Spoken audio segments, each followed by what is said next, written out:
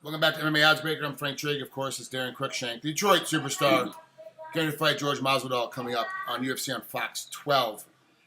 What's it like right now for training camp? We're the last couple of weeks, really. I mean, you should be almost getting ready to wind down so you don't get hurt. Yeah, Pull out of yeah. the fight. Actually, today is going to be my last it's going to be my last sparring day. Okay. I did some light mat work and drilling this morning. And what's a hard sparring day like, though? What does it take us from wake up to bedtime? What's a hard sparring day like? Well, a hard sparring for me is I pad up head to toe like a football player and basically try to kill my my teammate. Is your teammate padded up too, or is he wearing small gloves? Yeah, we basically all wear headgear, shin pads, elbow pads, 16-ounce gloves. And I mean the elbow pads, knee pads aren't necessary so you can smoke each other with those, but so like when you kick them and stuff, you don't hurt your partner's feet and things like that. That way they can train the next day. When you're in the guard or in a tight clinch work, you use elbows on your teammates. Oh, yeah. Even so, like you're still throwing elbows. Just it might take a little bit off him, or you trying to throw a full flip because he's got a big headgear on. Elbow pads on. We all wear the mask. We all have the full face mask and things like that. So we let everything go at Michigan Top Team. Well, I talked to Joe Silva. This is probably going back 8-9 years ago. I haven't talked to him about this since, so he might have changed his opinion on it. But he said one of the problems is that a lot of guys wear big gloves and big headgear and have the mouth and have the bar across it, and then they spar that way. So when it's time for an actual fight with small gloves and just a mouthpiece on, it's different because of different angles, different range. Because when you get hit with big 16-ounce gloves on, big pillows, you don't really have to move that much because it's so soft, especially with headgear on. So you tend to take a lot more blows than you need to. Whereas in a fight with those little gloves on, if you take one blow, it's all over. Do you find that's the truth for you too? That you have to readjust when you put the small gloves on? Well, I feel with the boxing gloves on, you actually have a little more range than with a small glove on, because it gives you a couple more inches. So, I mean, if you get used to that longer range, I just feel if you want to have a long, successful career without being punch drunk and cuts all over your face and stuff, you have to pad up. If you want to keep doing this day in and day out, you got to wear your protection. Yeah, you have no choice. And it's that fine line between, even when we do small glove day, like we used to do big glove day and a small glove day. And so you get big glove day and people are going nuts. And small glove day, guys are still throwing the exact same techniques that they would throw before, but they're almost, hey, be careful your opponent because you have these small gloves on, because a cut a month out of a fight puts you out of the fight. Because sure, it'll heal up, whatever, but the first time you get touched on that thing during the actual competition, it's going to split open again. Exactly, and that's the thing is I don't want to have to pull my punches because we have small gloves on. I grapple and we do takedowns with the big gloves on. It's almost, I feel like a lot of guys train in a gi and grapple in a gi, and they say it makes their gi better. Well, if you can grapple with 16-ounce gloves on, I feel like it's the same thing. I tell you what, if you have knee pads on, shin pads on, headgear on, and big gloves on, and your partner does too, and you're able to put an omoplata on or an armbar or a triangle from the bottom with that stuff on and get it, dude, you're an amazing grappler. And I know people at home are thinking like, oh yeah, he's got that big headgear on. It's going to be impossible to catch it. But you got to remember that headgear also keeps your legs from closing. With the shin pads on, there's no way you're going to close your legs. So if you can catch a guy in a triangle with all that gear on, imagine doing it with nothing on. It's a totally different ball game, grappling-wise. Striking-wise, I found for me that I would move a lot more if I didn't have headgear on. But I also was a lot more nervous, and I wouldn't punch as much because I'm nervous about getting cut. So I'd have everything else on, elbow pads, shin pads, knee pads, big gloves, but then no headgear, and I'm panicking about getting hit. So I wouldn't throw as much because I don't want to engage, and so it changed my style.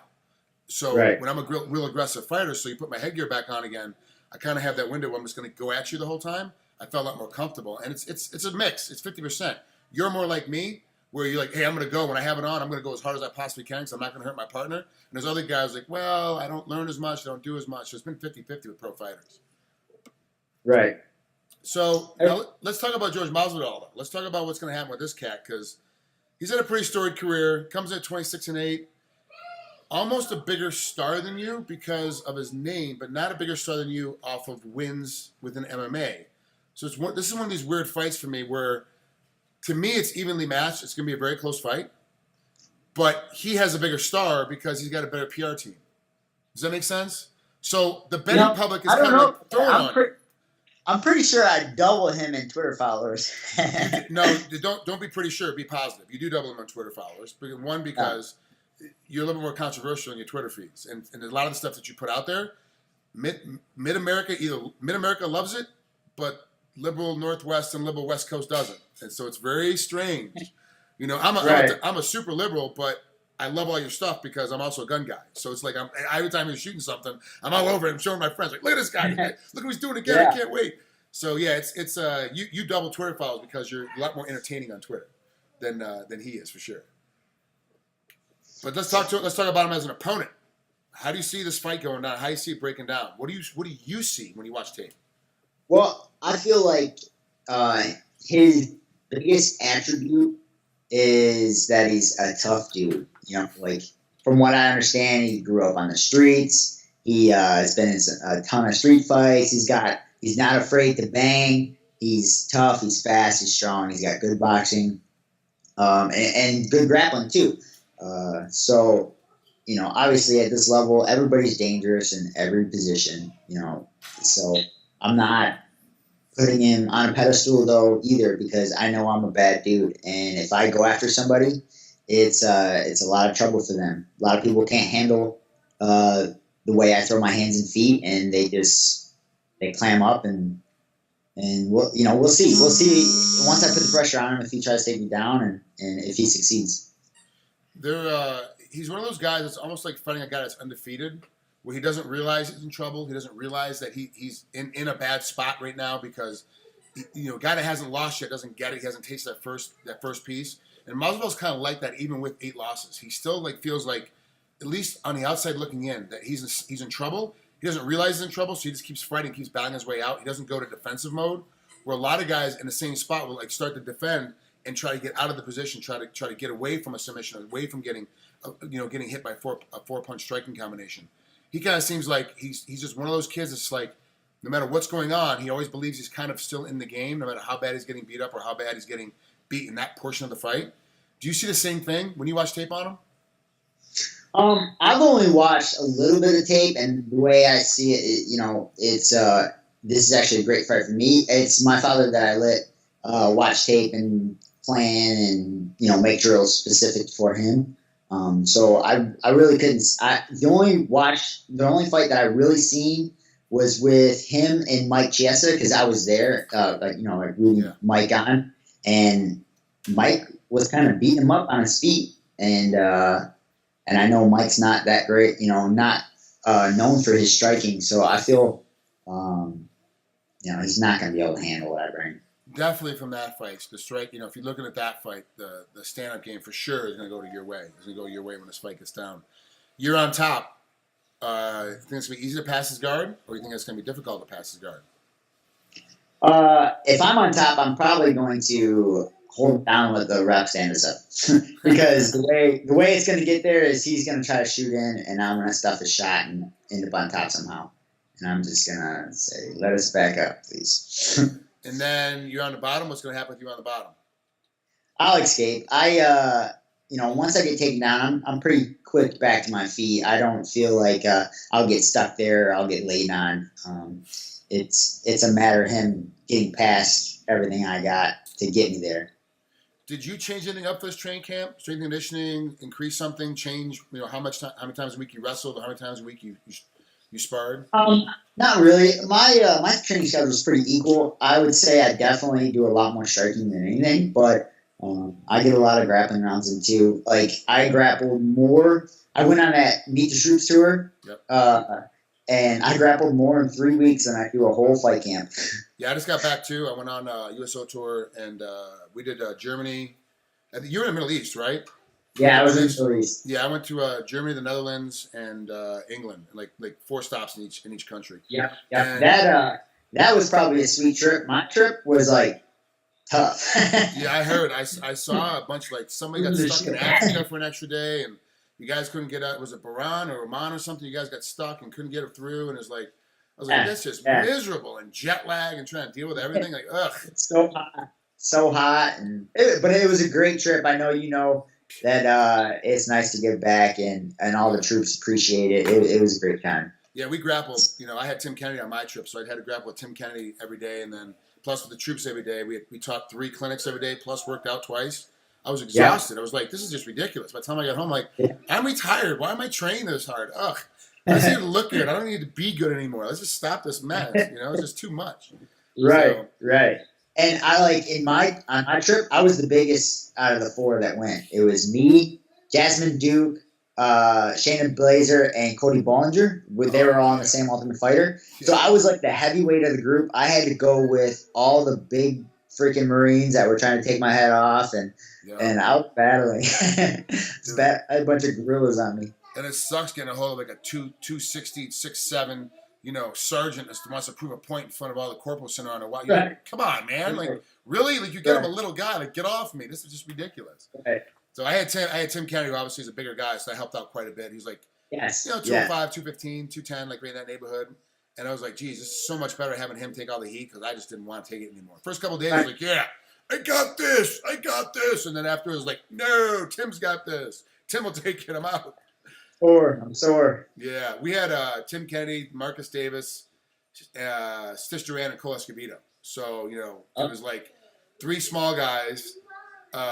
Three of the fighters were retired, and then 1 guy's a cut guy. So it was like Tim needed a workout partner every day. I'm like, Marcus would hold mitts for him and put him through workouts. But then I was the guy that had to grapple with him. I was like, really? This just sucks. But, definitely you had a tougher tour. But both tours were great for sure. So, I want to go on one like after every fight. I think. The next one I want to go on is the Asian tour. I'm down for that. Let's put together. Yeah, that one start stops in Hawaii. So you go to Hawaii, you start in Hawaii, and then you go. I think it's Guam.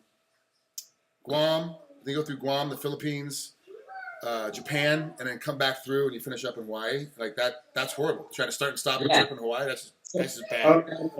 That's just bad. I'm down for that trip. Let's sign up.